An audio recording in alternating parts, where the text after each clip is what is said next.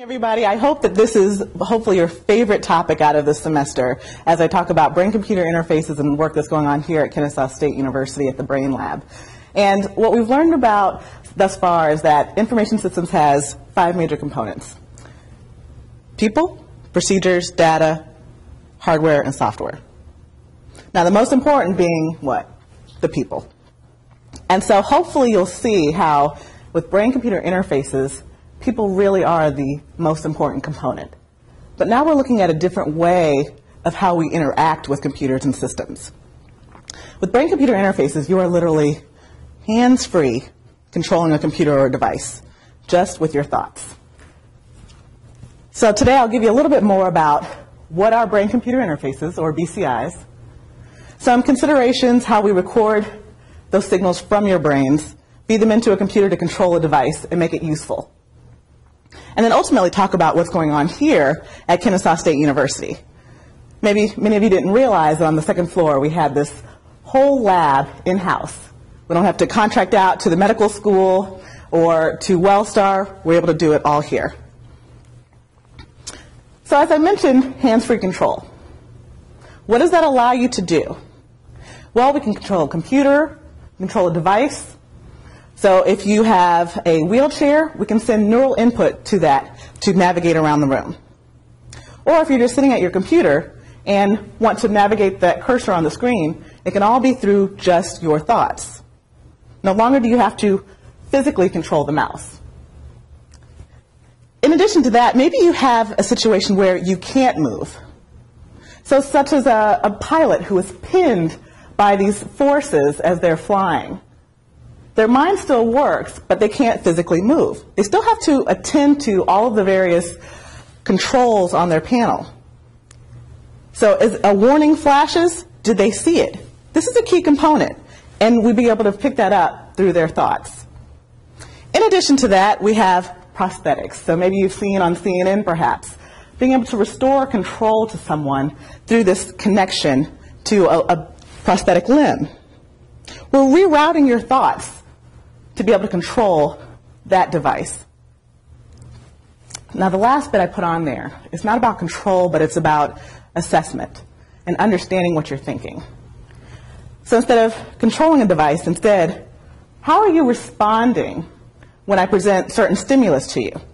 In the case of my marketers, where are my marketing majors? If I present Coke versus Pepsi to you, how would you respond? Now, you have some other considerations, perhaps. We're in Coke Town, we're in Atlanta, so I probably would want to go with Coke, right? Even if I really prefer Pepsi. That's blasphemy here, isn't it? So your brain would tell the truth. If you tasted that drink as I was recording your signals, it would show me that Coke or Pepsi, in this case, was your preference. So there's a lot of different applications for brain-computer interfaces. Even how do you interact with your computer? Did you ever want your computer to intuitively know your mood? Respond to your cognitive state? Are you really overwhelmed as you work on that report? Well, don't want the email icon to pop up distracting you. Sure, you can turn it off or turn off the profile, but at some point you also want that alert to come through, but only when you need it to. So a brain-computer interface through these brain imaging techniques could be monitoring your cognitive state. The origination for brain-computer interfaces, as you may have already imagined, was to help individuals who are locked into their bodies. So what does that mean? Someone is completely paralyzed, unable to speak, but still what we say is cognitively intact. So they have thoughts, can feel, can hear, just like all of us sitting in the room. But unfortunately, without a brain-computer interface, some external device that's controlled from something internally, they cannot communicate their needs or desires. They're really just waiting on someone to ask them. There's about 500,000 folks worldwide that are suffering from locked-in syndrome. And this might be due to ALS. You've heard of this Lou Gehrig's disease. It could be from stroke, MS. There are a number of ways that someone could become locked in. And unfortunately, we can't predict what those ways are. So if that should be the case, we still want that person to have an active, engaged life. I mean, think your father or your mother who still wants to tell you they love you. Those are the type of individuals that I've worked with. Now, not just our disabled population, but also able-bodied individuals. When I talk about assessment or new ways that we can control our devices, this is what's applicable to a more widespread population. Maybe something that immediately comes to mind is gaming. Do you have anybody that plays video games? So there's a new way perhaps to interface with those games. Again, not just a keyboard or a mouse or a joystick. We're kind of ramping up how our feedback could be. Now it's some neural response. Your character responds to your state. Are you angry? Are you concentrating? Are you able to levitate? There are devices now that you can move objects with just your mind. So it's pretty amazing that we've just started moving from the clinical setting into this more real-world application and use. Now, to kind of situate for you in a disability or physical timeline, you can see on one end are individuals who are what we say able-bodied, where you have your keyboard, your mouse, traditional input to a computer. As you continue, if you should become more disabled, losing control of limbs, then on the far end we have to the point where is complete loss of control or voluntary movement, and that's our locked-in syndrome. Now, for my more techie folks, how does it actually work?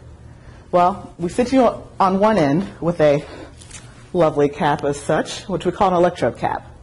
And you can kind of see a pattern of electrodes in there where we would pop in wires to the specific areas of the brain that we want to listen to.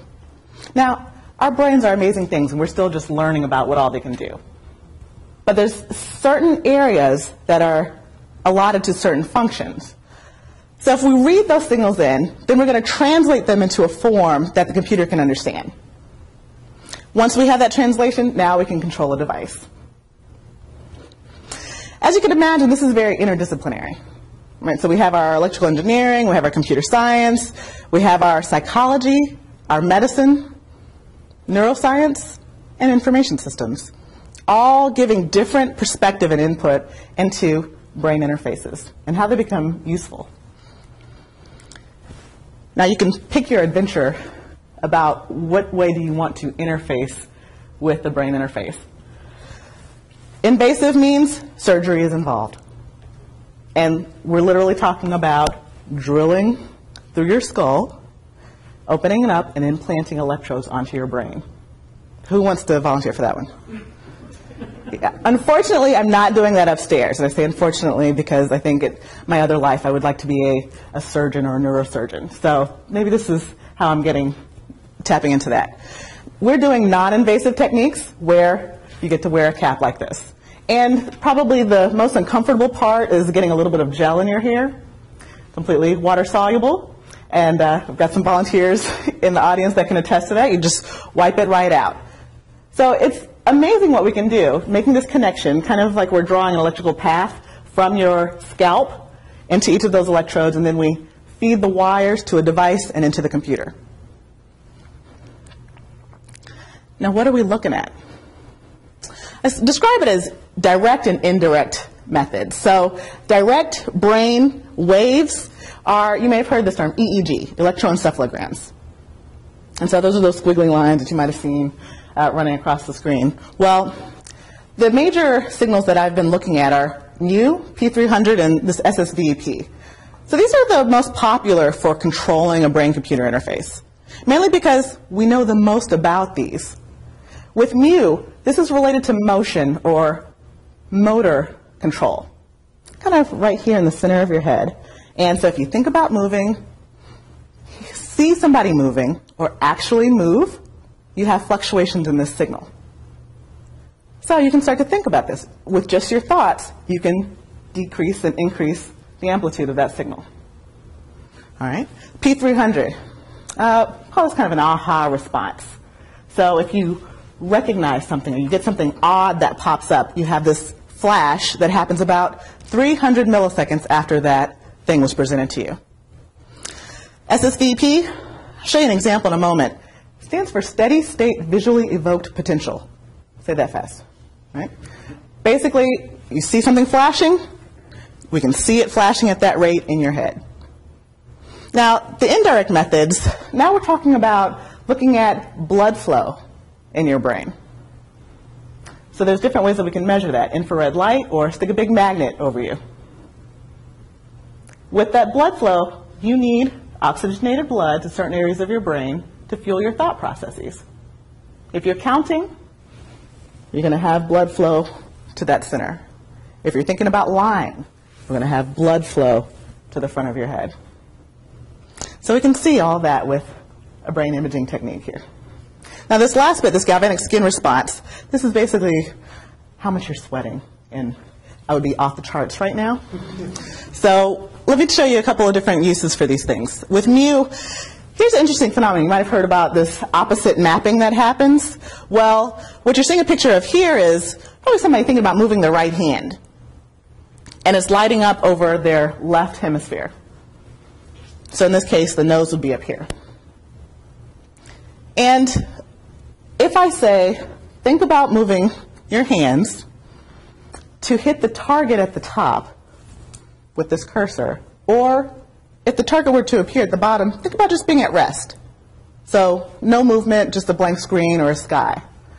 Well, this is a simulation. Hands, hands, hands, hit your target. Let's see if we can see Dean Harmon at work here. So last year we had the pleasure of having our interim provost do a demo. And he was actually quite good.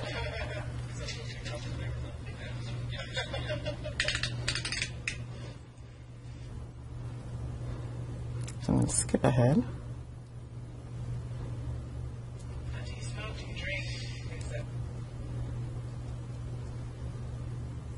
So I'm sure he'll love to see with the cap on his head.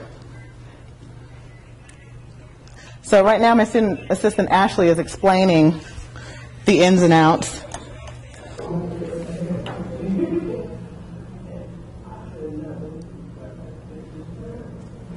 And essentially we're going to ask him to do the same thing I just described to you. Think about moving his hands to hit a target at the top of the screen.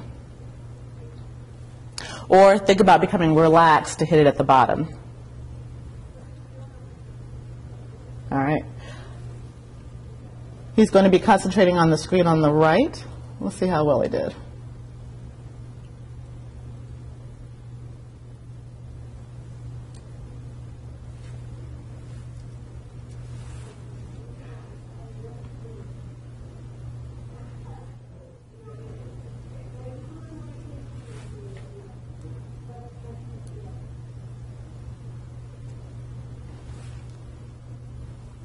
Got one. Oh, it was a miss.